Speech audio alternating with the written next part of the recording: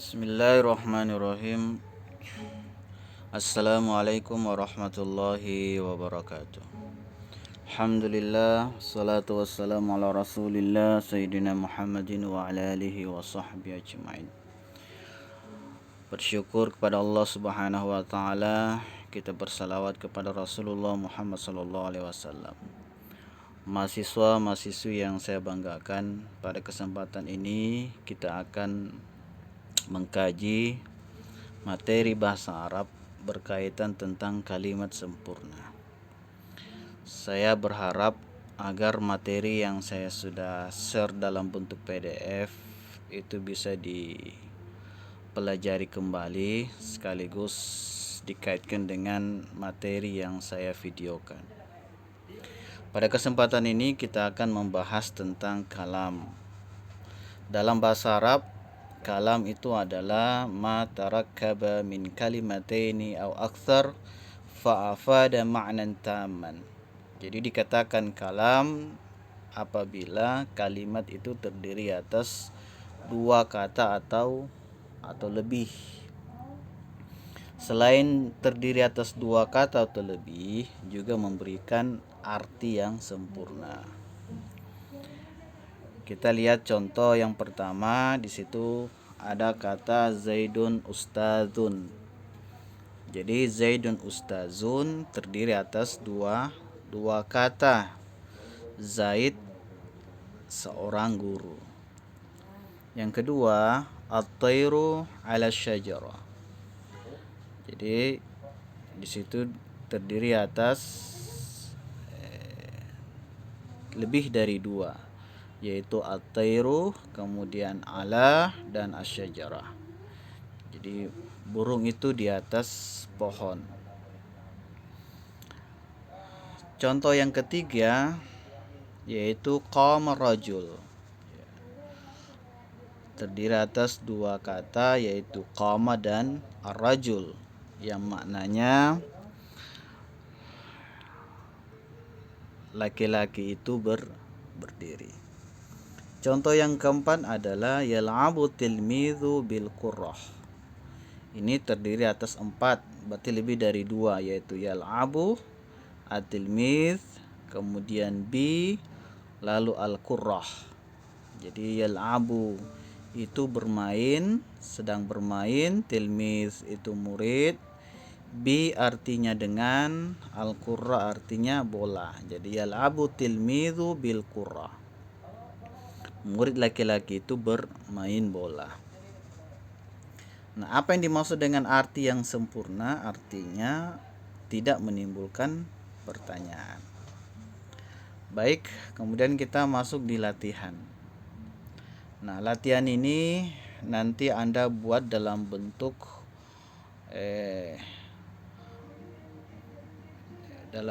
note voice ya.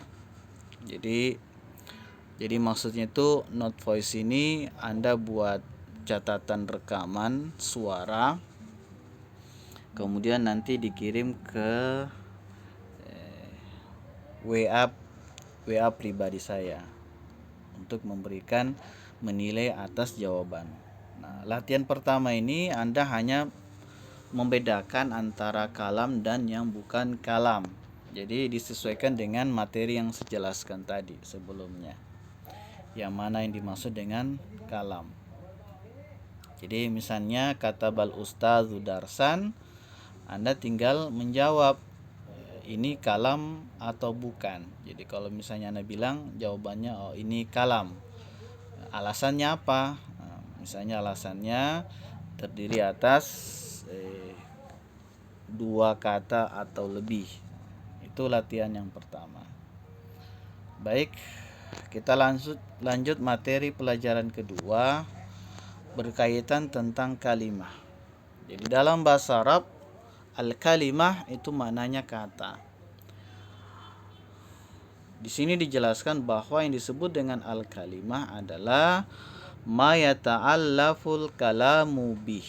Jadi sesuatu yang membentuk kalam itu dikatakan kalimah. Bisa dalam bentuk isim ya, bisa juga dalam bentuk fiil, bisa juga dalam bentuk harf.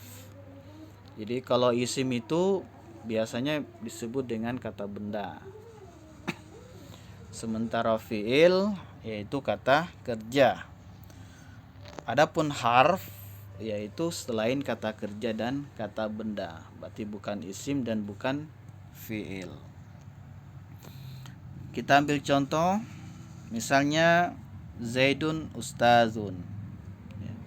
Jadi kata Zaidun ustazun berarti dia terbentuk dari beberapa kata, ya, yaitu Zaid sebagai isim, ustazun juga sebagai isim, karena dia menunjukkan benda. Nah, adapun tanda-tanda isim sesuai dengan contoh, yang pertama adalah bertanwin. Nah, jadi Zaidun, jadi dun di situ ada tanwinnya. Itu menunjukkan bahwa itu adalah isim. Ustazun, ada zun, tanwin. Nah, berarti dia isim. Nah, kita lihat contoh yang kedua, at-tairu 'ala syajarah. Jadi at-tairu 'ala syajarah. Jadi at-tairu itu masuk kategori isim. Dari mana ditahu dia isim? Ya, tanda dari isim selain dari tanwin adalah menggunakan alif lam. Jadi alif lam at-tairu ada diawali dengan alif lam at-tairu, maka dia disebut isim walaupun tidak ada tanwin.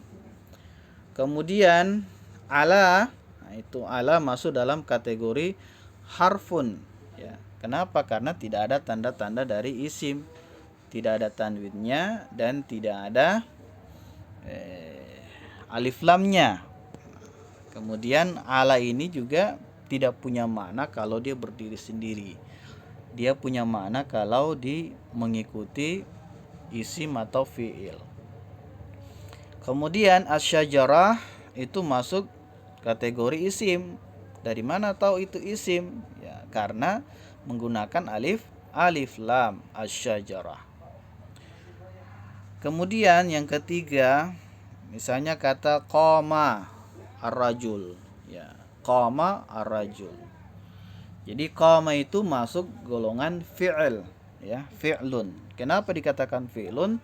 Karena tidak ada tanwinnya, kemudian tidak ada alif lamnya, sehingga dia masuk golongan fi'lun, ya. Sebelumnya saya akan jelaskan ulang lagi di nomor 2, ala syajarah. Selain alif lam itu sebagai tanda isim, asyajarah juga dimasuk golongan isim karena diawali oleh huruf jar. Nah, yang mana huruf jar? Yaitu ala. Jadi kalau ada kata ala, berarti di depannya itu adalah isim. Baik, pada contoh yang keempat, misalnya yal'abu tilmidhu bil qurrah. Yal'abu tilmidhu bil qurrah. Yal'abu ini kategori fi'il. Kenapa kategori fi'il? Karena tidak ada tanwin, tidak ada alif lam di depannya, dan tidak ada huruf jar di awalnya, sehingga dimasuk dalam golongan fi'lun, yaitu kata kerja. Maknanya bermain atau sedang bermain. Kemudian tilmiz itu masuk kategori isim. Kenapa? Karena diawali dengan alif lam, at-tilmiz. Lalu bi masuk huruf jar, harfun, ya. Bukan fiil, bukan juga isim. Kemudian al-qurrah masuk golongan isim. Dari mana tahu isim? Karena diawali dengan huruf jar tadi, yaitu bi. Yang kedua menggunakan alif lam. Baik, kita masuk ke latihannya. Jadi latihannya di sini adalah Anda tinggal menyebutkan mana masuk golongan isim, mana masuk golongan fiil, dan mana masuk golongan huruf, ya. Ya, mana di sini isim, mana fiil, dan mana huruf. Nah, misalnya latihannya misalnya nomor 1. Jadi katabal ustazu darsan. Jadi tinggal Anda menyebutkan kataba itu isim, fiil atau huruf. Ul ustaz itu isim, fiil atau huruf. Darsan fiil, apakah dia isim atau fiil atau huruf. Nanti kalau sudah menentukan kataba itu apa, al-ustaz itu apa, darsan itu apa, lalu Anda tinggal menerjemahkan. Nah, itu latihan yang Anda akan kerjakan yang dibuat dalam bentuk catatan suara ya, atau voice note. Nah, kemudian kita masuk di pelajaran ketiga, yaitu berkaitan dengan kata benda. Nah, kata benda atau biasa disebut dengan al-ism ya. Di sini dikatakan lafzu ada dalla ala insanin aw hayawanin aw nabatin aw jamadin aw ayyi syai'in akhar. Jadi dikatakan isim benda, dikatakan isim itu adalah benda, yaitu lafal yang menunjukkan manusia, hewan, tumbuhan, benda mati atau sesuatu yang lainnya. Walaupun tadi sebelumnya kita sudah jelaskan beberapa tanda dari isim. Nah, yang pertama misalnya hadza rajul ya, hadza rajul ya, ini adalah seorang laki-laki. Ini menunjukkan adalah isim ya, hadza rajulun. Kemudian isim yang menunjukkan orang. Yang kedua hadza ustaz, ini seorang guru. Kemudian yang ketiga hadza tilmiz, ini adalah seorang murid. Mungkin Anda masih ingat tadi kan tanda-tanda isim, yaitu ada tanwin. Kemudian yang keempat, isim dalam bentuk hayawan ya, hewan. Hadza thairun ya, hadza thair, ini adalah seekor burung. Nah, tanda isimnya adalah tanwin. Kemudian hadza faras ya, hadza faras, ini seekor kuda ya, tanda isimnya adalah tanwin, farasun. Kemudian hadza asad, ini seekor singa. Nah, tanda isimnya adalah tanwin. Kemudian isim dalam bentuk nabat ya, tumbuh-tumbuhan. Nah, yaitu hadza tufah. Ini adalah buah apel ya. Kemudian hadza mauz. Ini buah pisang. Lalu hadza bait. Ini sebuah rumah. Kemudian aujamat ya, atau dalam bentuk benda. Hadza kursi. Ini adalah kursi. Hadza khiwan. Ini adalah meja. Kemudian hadza qitar. Ini kereta api. Nah, contoh yang lain adalah hadza kitab. Ini adalah sebuah buku.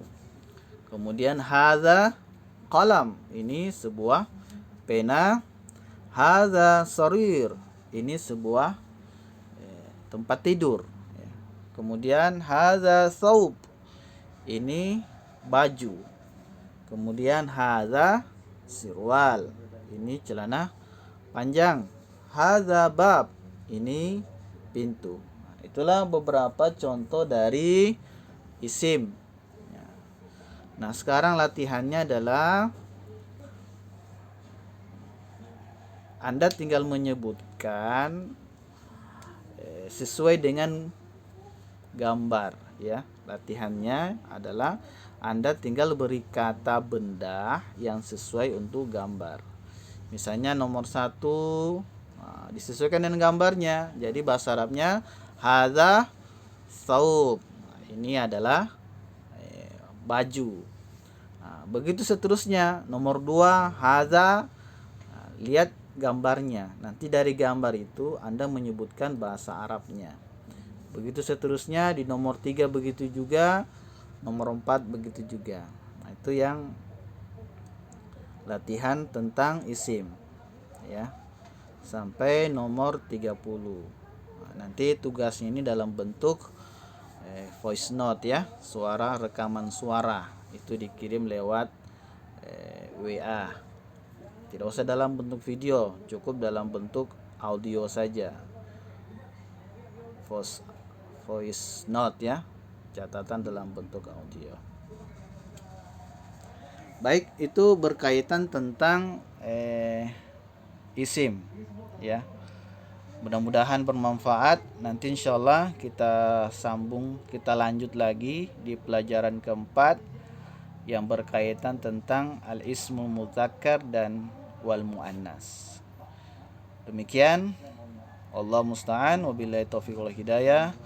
Wassalamualaikum warahmatullahi wabarakatuh.